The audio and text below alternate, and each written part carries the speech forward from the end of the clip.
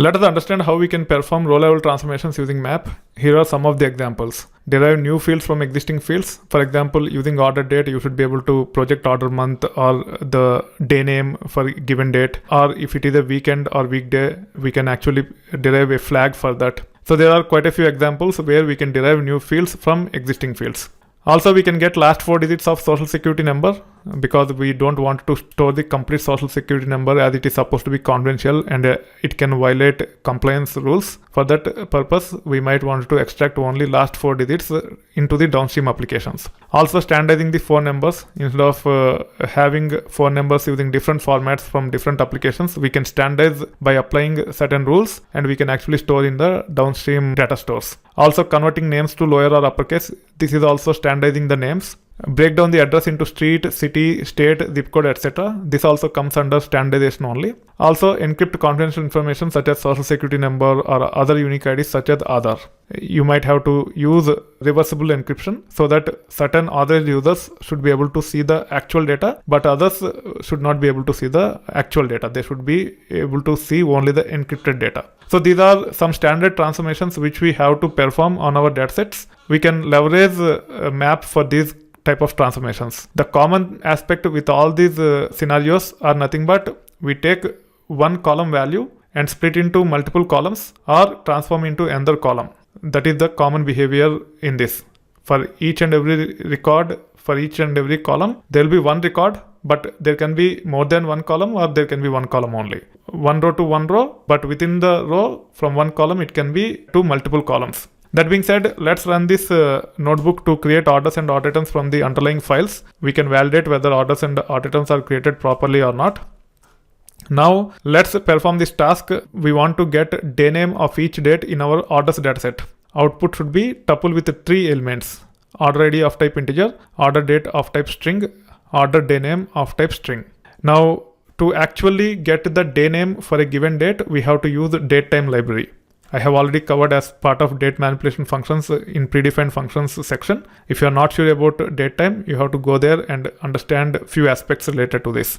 As we have dates in the form of strings, we can use a function called as strptime, which is available on top of Datetime class within Datetime library, and we have to tell the format in which the string should be interpreted. For all our data, there is no timestamp. Even though there is timestamp, it has all zeros, and hence I used the space as delimiter and extracted this information and then asking the Python to interpret this part of the date using this format, which is correct, and it will create a datetime object. You can check the details here. D is of type datetime object. Let me add a cell here and say D here. You can see it is of type datetime object which contain year, month and date. Now to get to which weekday it belongs to, you can say d.weekday. It is available on top of datetime object. It will actually return 0 through 6, 0 for Monday and 6 for Sunday. 3 means it is nothing but Thursday. Now to actually get the name, there is a library called as calendar. As part of there is an attribute called as day name. It have 7 elements in it starting from 0 to 6. Each one contain Sunday, Monday, Tuesday, Thursday, etc. So if you want to preview that, let me actually add one more cell and then say list of calendar dot day underscore name.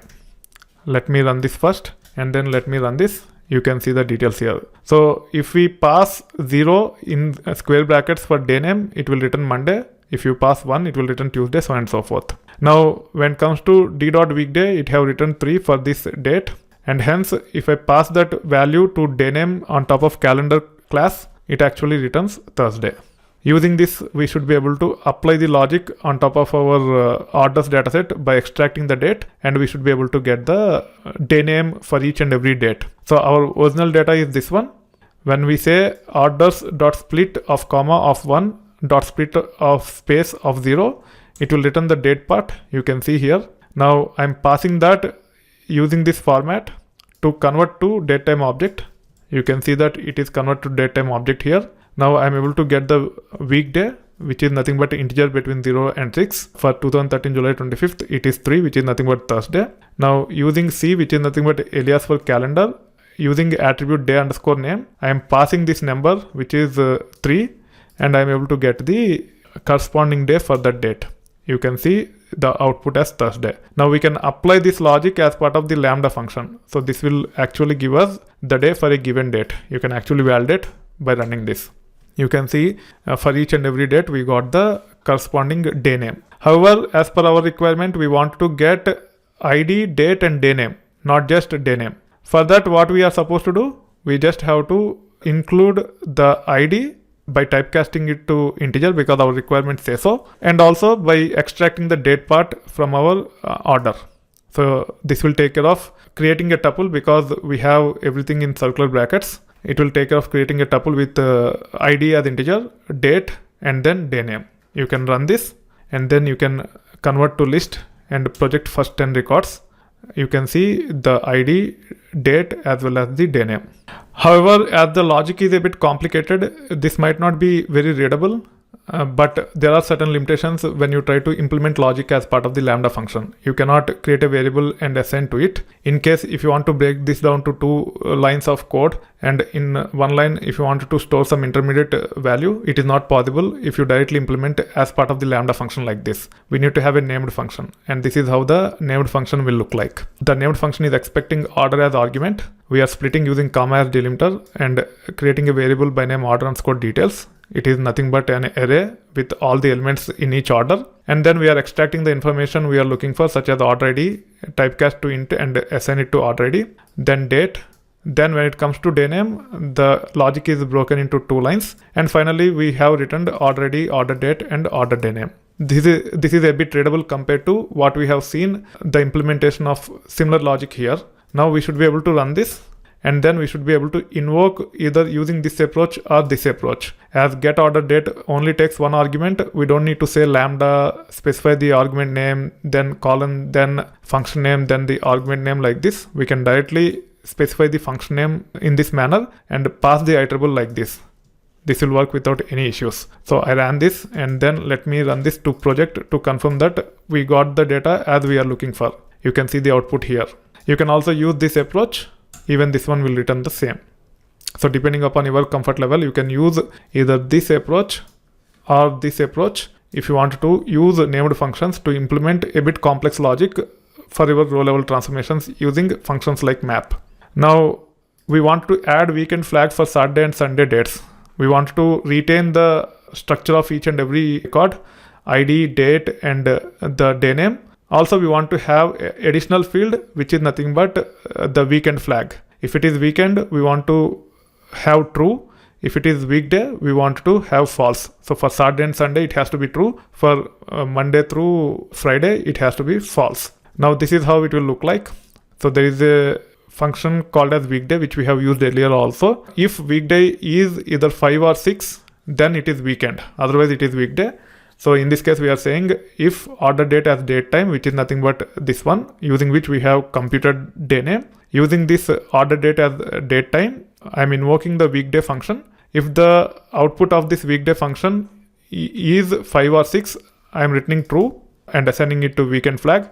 Otherwise, I'm returning false, which will be assigned to weekend flag. And then as part of the return statement, I'm also returning weekend flag on top of ID, date and order day name. Now let me create this function. And then let me invoke by using this function on top of orders iterable, and let's preview the output. You can see the result here. You can see false for all these dates because all these dates are belonging to Thursday.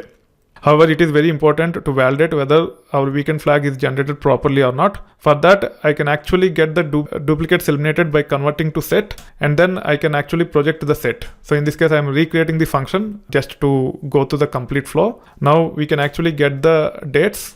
The dates contain these 4 attributes. I don't want to preview now because if I preview, I have to rerun as it will be flushed out of the memory. I'm directly assigning it to a variable called as unique dates by applying map function.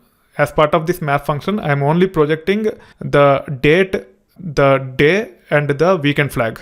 I am discarding the ID. This is how you should be able to project. In this case, unique dates will contain only those 3 attributes which we are interested in. Now I can actually use set on top of this unique dates, and you should be able to get the unique dates with date, day name and the weekend flag. Now you should be able to validate whether weekends have weekend flag as true or not. The variable name here should not be unique dates. It should be something else, but that's okay. As of now, it is functionally working, but the variable name is a bit incorrect. Let me actually name it as order dates without IDs. Let me name it as this, and then let me paste it here. Now let me run this, and you should be able to see the output. Again, as we have already processed the order dates earlier, it is returning nothing now. We have to rerun these things again, and this time it should work without any issue. We can see all the unique dates with the appropriate weekend flags. This is how you should be able to use map to generate the new fields depending upon your requirements, mask the existing fields such as social security number and get only the information you are looking for, encrypt the data, and there are quite a few other scenarios which you can think of,